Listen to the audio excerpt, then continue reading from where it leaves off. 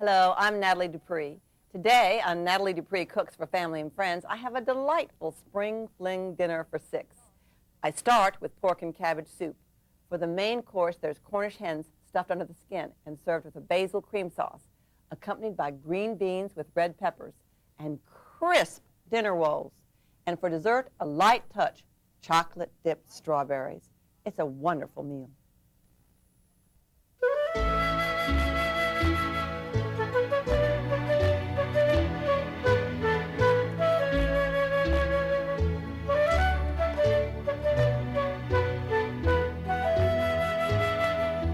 This is really a lazy man's soup. It's an everyday kind of a meal, but it dresses up so fabulously and it tastes so wonderful that it's good for just about anything you want to do with it. The first ingredient is a tablespoon of dark oriental sesame oil. And that's not, you can see light sesame seed oil that you use for salads. This is good for salads too, but you need a very little bit of it. It's very strong. And don't ever become a cook and travel with it in your car because it'll smell up the whole car. Now here you have a half a pound of lean pork, chopped, ground, or shredded, 2 tablespoons of chopped ginger, 6 cups of chicken stock, and I brought that to the boil in the microwave. It's already hot. A tablespoon of soy sauce, a half a pound of Chinese cabbage or spinach, and these are 2 different kinds of Chinese cabbages. I'll tell you about them later. 2 tablespoons of pesto, and some Tabasco sauce. That all goes in it. Then 2 chopped tomatoes, and that's it for the garnish, and that's it. Now, the first thing I want to do is to show you how to chop ginger. Here's a ginger root. It really is almost on the edge of seeing better days. It looks just a little dry. And so I'm not going to try to force that little dried in there, but I'm going to wait to get a nice piece here. Cut this out here. You don't have to peel it. Normally, if you thought the skin was very dry, you could peel it, but you don't need to. I always start with a piece the size of a quarter, but it takes more than that for this. You go that way, and then go this way. That just chops it on down. And then if you want it even finer, you just walk your knife, and the small pieces fall to the bottom, and you've got it done. You can also grate it, but if you grate it, then be careful of your measure because grating it'll pack it a little bit thicker. You'll get more ginger, and that'll make it stronger. Now, next you remove the thick ends from the Chinese cabbage, and this is the Napa Chinese cabbage, and this is bok choy, and you're finding them now in almost all grocery stores. But you can use spinach if you'd like. Just get these tough ends there, and you just sort of fold them and roll them together. And of course, this is immaculately clean. You wouldn't want anybody to get any little grit in their soup. So even though you don't see me washing it here, I hope that you will wash it. Spinach takes a lot of washing. It's just easier if you fold it like this to chop it than to try to chop it any other way. And then you can go back. It's really a shred. And I shredded it too fine. So make it larger if you like. It's really up to you. Okay, now you slice it across. Now let me just chop my tomatoes. That's when you want to try to chop everything at one time. And the easiest way to chop a tomato is just to cut in like this. Cutting down. I've done, this is the blossom end here, as opposed to the stem end. I really should cut that little guy out there. There we go. And then cut down like this. There you have your nice chopped tomatoes. You can seed it if you live in a perfect world. By all means, I encourage you. Now you bring your chicken stock to the boil. And while that's boiling in your microwave or wherever, or in another pan if you have want to wash another pot, you heat your dark sesame seed oil in a larger pan. In the large pan. Then you add the pork. And this was purchased ground at the grocery store. You can do it yourself in the food processor. Why not? But you always want to keep it very fresh. You don't want to, it can be frozen, but you don't want to have ground meat in the house for a couple of days, more than 2 days, and then use it. Then you add your pork and you add your ginger. If you're not sure you're going to want all that ginger, you can certainly cut back on it. Just add what you want to. And you stir fry it, tossing it over heat. I'll just show you what a stir fry looks like. You just go like that. Of course, that's all broken down. You just stir fry that until it turns white. Then, voila, like magic, here it is. You add your boiling stock to the soy sauce, and to the pork, and you add your soy sauce, and reduce the heat, You have to bring it all up to a boil first, you see. Then you turn the heat down to medium, and you simmer it about 15 minutes. You just want to flavor it all up. Then you stir in your cabbage or your spinach, and you just let it simmer until it's wilted. Oh, it just takes a few minutes, 3 or 4. Then you stir in the pesto, and this is optional. You can buy it canned, jarred, really, in most grocery stores now. Pesto is the way it's spelled. If you haven't bought any, it's basil and garlic and all done together. And if you don't want to buy it, it's certainly not worth making just for this little dab in there. But it does put it over the edge. It makes it fantastic if you do get some. Now here's some Tabasco. Just add that and season it with salt and pepper to your soup. Here's pepper grinder that's got a little light on the bottom of it. It makes me laugh every time I do it. And there's your pesto and your salt and sugar if you decide it needs it. But taste it first. I only add the sugar if I think it's going to bring out the flavor of the vegetables, and it's usually if they're a little bitter, maybe in the early spring or late fall. You put it in your tureen and garnish it with the fresh chopped tomatoes. And if you can't get nice tomatoes, just leave it out. By the way, this soup reheats wonderfully, particularly without the tomatoes. If you have the tomatoes, you always have to add them at the end of the day, just before you serve them at the last minute. Now let me show you the stuffed Cornish hens with basil cream sauce. Ooh, it is just delicious. This is from the section in my book that I call Putting on the Ritz. And I like having sort of one to-do thing when I have company, and then one really easy thing like that soup. I don't think you should have everything be rich or everything be fancy at a dinner party anymore. It's not like it used to be 15 or 20 years ago. Now let me read you off the ingredients. First, a half a cup of yogurt cheese, and we've got it drained. I'll tell you about that. A 10-ounce package of chopped spinach. That's also draining here. This is called the draining show. 4 green onions chopped, a half a cup of Parmesan, a third of a cup of sunflower seeds. You can use either the roasted and salted ones or just the plain ones, whatever you can find in the grocery store. 3 garlic cloves chopped, 3 heaping teaspoons of thyme, and then 2 heaping teaspoons of basil, and a half a teaspoon of ground coriander seed, and 4 rock Cornish game hens. Then to make the sauce, you have a little, and to roast it too, you have a cup of chicken stock. You can use canned very easily, called chicken broth, and 3/4 of a cup of heavy cream. And the piece de resistance, if you have them, is 2 teaspoons of dried tomatoes.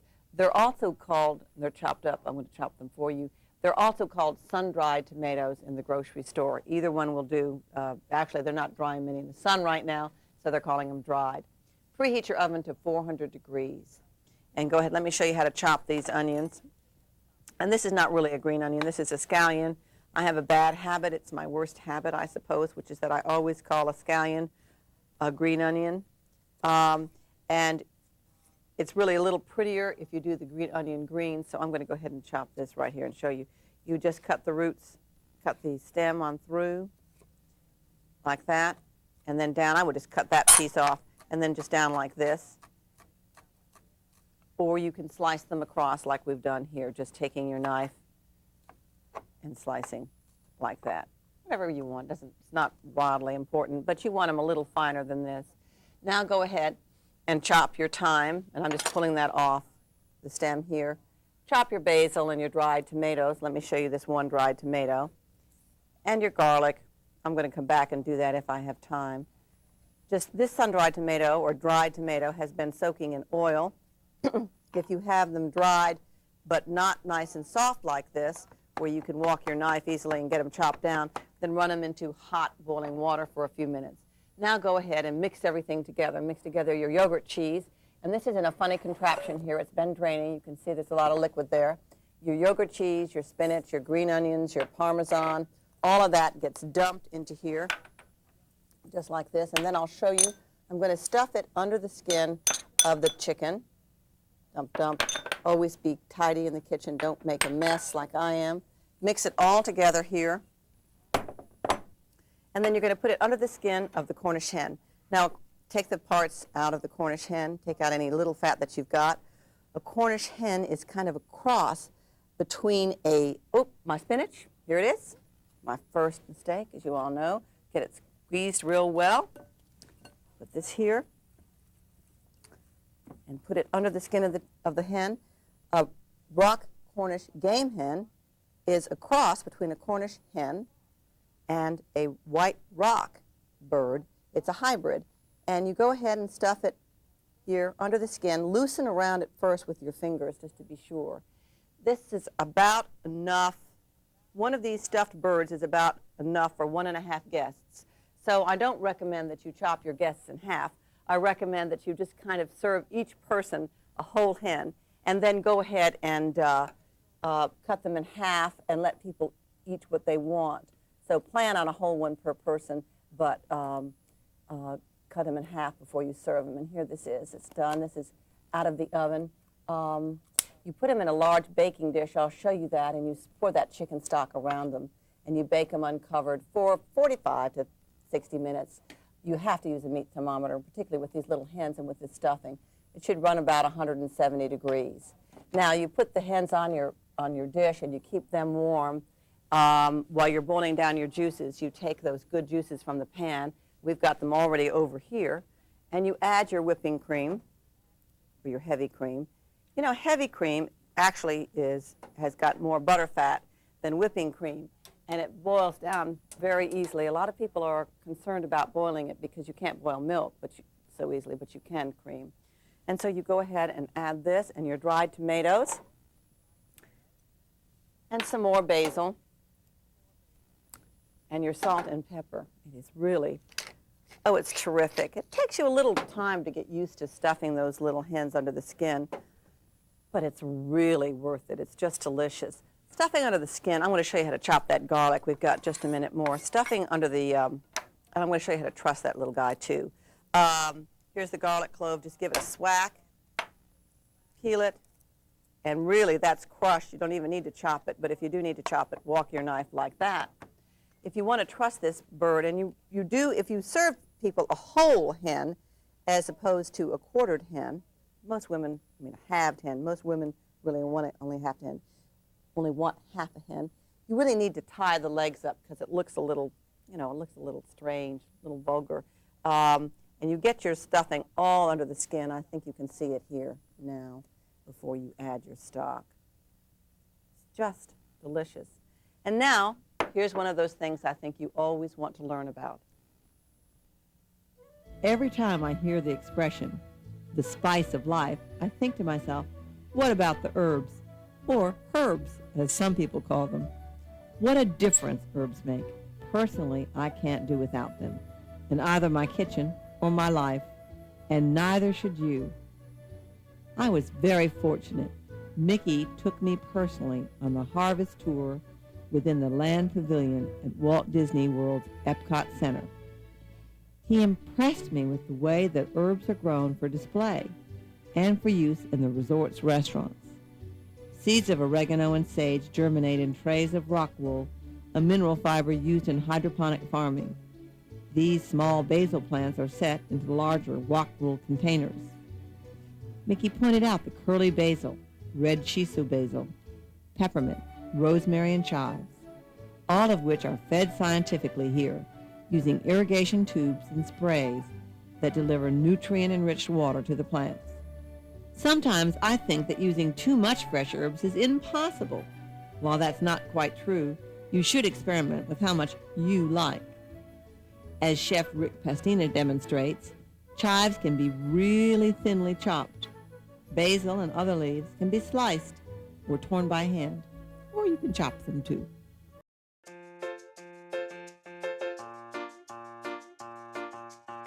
For nearly a century, LeCreuset's colorful French cookware has been a favorite in kitchens around the world.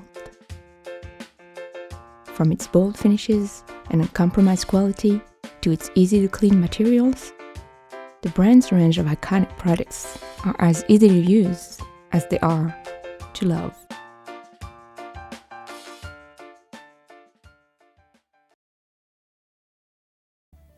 I have gotten many letters about how do I make a crisp dinner roll.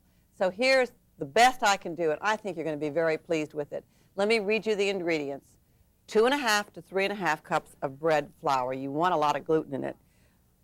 a teaspoon of salt, 2 packages of active dry yeast, and 1 1/2 teaspoons of sugar, and a cup of warm water heated to 105 to 115 degrees. Check it on the thermometer. And then you take an egg and you beat it with a tablespoon of water to glaze it. It makes 12 to 16 rolls. Now, the first step, I wanted to show you step by step of this so you can get it in your mind, and then I'll break it down for you. The first step is to proof your yeast, which is to dissolve it in the warm water, and I'm going to show you how to do that. But in the meantime, this is what it looks like when it has more than proofed. When it gets in these hot lights in the studio, it just gets so happy it foams up. Here is a kneaded dough, and when you touch this dough and knead it, it bounces back. Just once it's kneaded, it bounces back just like a baby's bottom. It's been sitting here a few minutes and it's not bouncing back. There it goes. Now, this is the first rising. This is the second rising. This is the third rising, which we will then shape again onto this finished roll. Then we will bake it in the oven, and I'll give you all those things step by step, but I just wanted you to get a sense of it. But you can leave out 2 or 3 of these risings if you just want a nice roll, if you don't want a heavenly roll, if you just want a very simple but very pleasant roll, you can leave out a lot of these risings. Okay, the first thing you do is put your bread flour into your mixer, and I want to just go ahead and dissolve my yeast and my sugar over here, get it started going.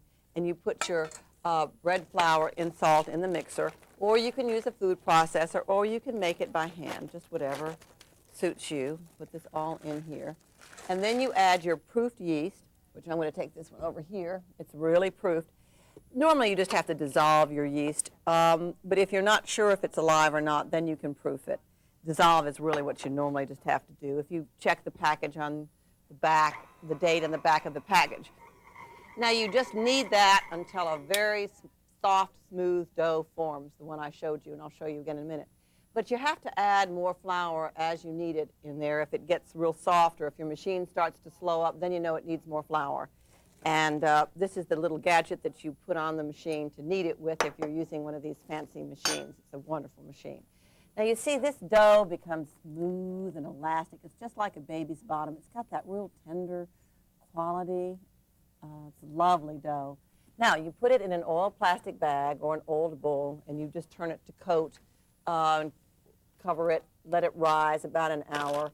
And we do reuse these bags. I've gotten questions on that too. So we do. Now you let it go in here for about 15 minutes. So you see it's not quite doubled. And it just is, this one's been a little bit longer than that, just gets it a little relaxed. And you punch it down and you knead it again.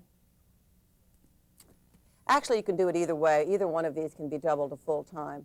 Then, when you're ready, you knock it down when it's really doubled. You can see when this is doubled, when you put 2 fingers in it, it won't bounce back.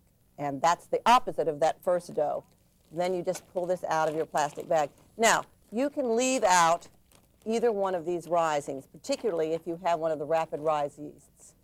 And you let it rise about 15 minutes. Now you pull off a piece of the dough, and I just go like that, and you make it about the size of a large egg, and it should weigh about 3 ounces, and you shape it into a roll. Take it in the cup of your hand and roll it sort of on the bottom of your top hand, and you get a nice, smooth dough. Put it on a greased baking sheet about 1 inch apart and cover it with plastic wrap, and you let it double again. Now, once again, you could leave this step out, too, if you're in a hurry. It takes you about 45 minutes to an hour, but a roll will take less time to rise than a bread because it's smaller. Then the next thing that you do is you flatten it, and you roll it out into an oblong. I'm just going to pull it for you. About 5 inches long and 1 inch wide, and taper it, and place it seam side down on a baking sheet. And you cover that again with plastic wrap, and you let it double again. And that's the important doubling one. That's the important rising one, is when you take your dough. You could have taken that first dough and shaped it into an oblong and let it rise, and that would have been enough for many of the rapid rise yeast. Now, meanwhile, you preheat your oven to 450 degrees, and you slash these beautiful rolls I use this X-Acto knife. You don't want a razor in your kitchen, and you just slash them. These have been rising a little bit, so they just lost a little poof, with a sharp knife, or you can cut them with scissors. You beat together an egg and a teaspoon of water, and you just brush this glaze on the roll. Then you pop them in your hot oven, and you bake them about 30 minutes. You see, he had been those little rolls have been rising for a while, and he almost collapsed. I think he's going to be all right.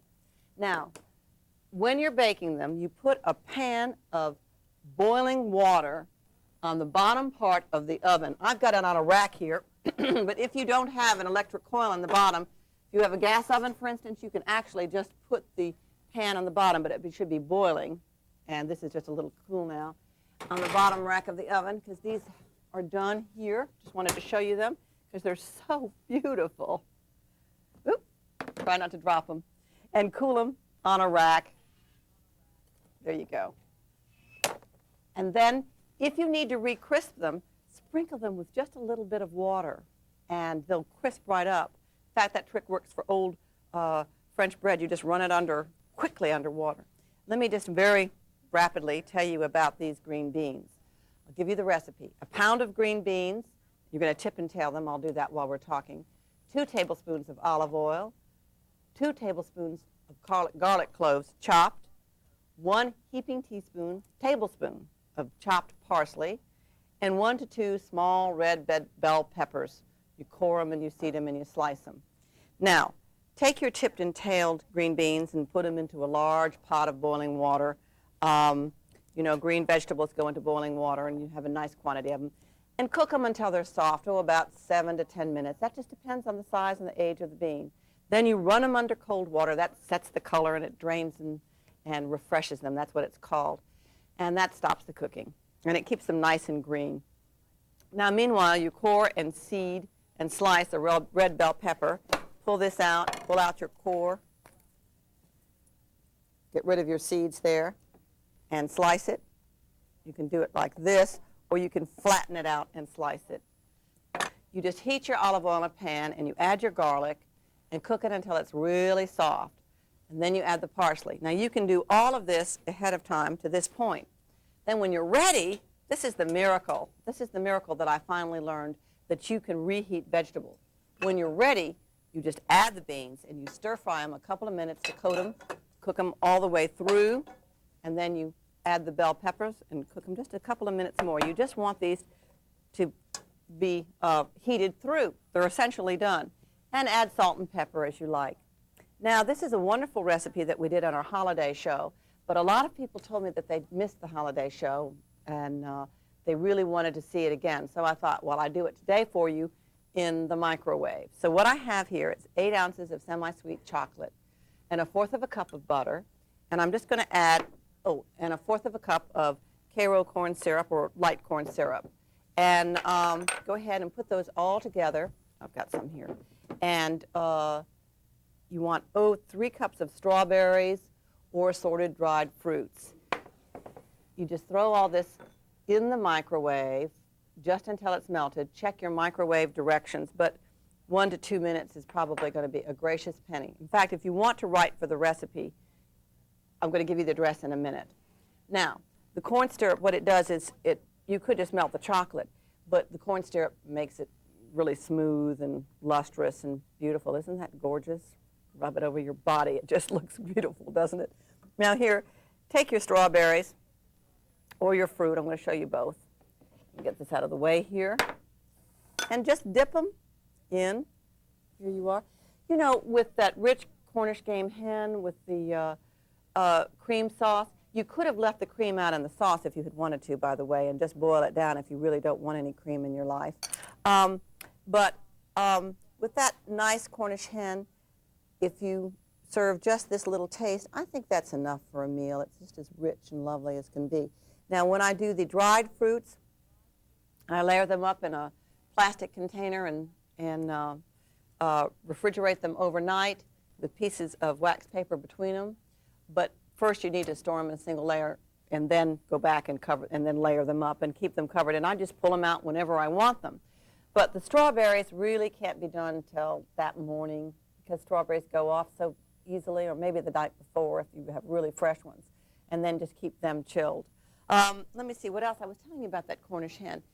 If you just boil down that sauce, it is terrific. It just by itself, the stock, without the cream added. So you can, if you're really on a low-cal thing, you can not add that cream. And I do that a lot, particularly if I'm having neighbors over or good friends that I know are deathly worried about rich things. But it's very nice and smooth and rich when the whipping cream is added. Also, that yogurt cheese that I used, I keep that in the refrigerator and use it all the time as a snack, and I just love it. Now let me show you everything over here all together. This meal starts with pork and cabbage soup, garnished with some delicious ripe tomatoes. For the main course, there are stuffed Cornish hens. They're stuffed under the skin and served with a basil cream sauce, green beans with red peppers, and finally, crisp dinner rolls. And for dessert, chocolate-dipped strawberries. Very easy, but very elegant. And don't let stuffing those hens scare you. It's easy.